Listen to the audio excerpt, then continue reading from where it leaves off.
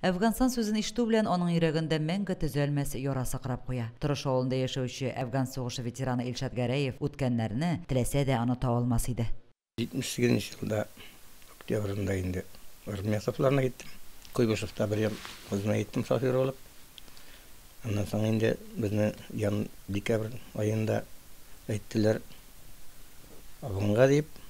Афганга без Тотскы аркылы кирдек инде. Кабулдан 120 километр Пакистан границасы арада тауга куйдылар инде юлда сакларга бөтен батальон. Куйбышев шәһәренең гомуми хәрби полкында төгәл 1 ел хезмәт иткәч, Илшатны Әфганстанга җибәрәләр. 2 тапкыр Термез шәһәренә чыга солдатлар. Бамьян шәһәренә барганда көчле атышка туры килеп, чолганышка эләгәләр. Су җитмәү инде безнең күбрәк авырлыклар булды. Шул ана Бамьян шәһәренә барганда 1-2 сәгать окружение яттык. Онда 2 малай үлде инде безнең, 4 малай яраланды. Шундый чаклар булды. Онда барган күнәгәсен.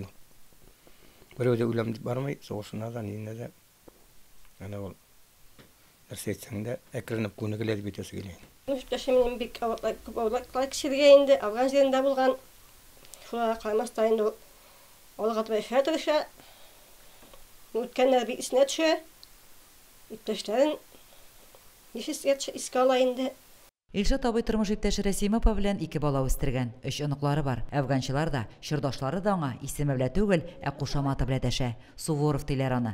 Мәктәп елларыннан ук укырга яратканы, фәннәргә мәхәббәте, башлангыч хәрби әзерлек дәресләрен аеруча яратканы өчен бирелгән әлеге кушамат әнә шулай ничә еллар озатып йөри үзен. Лилия Шәймиева, Динар Минхаҗев, Мөслим телевидениесе.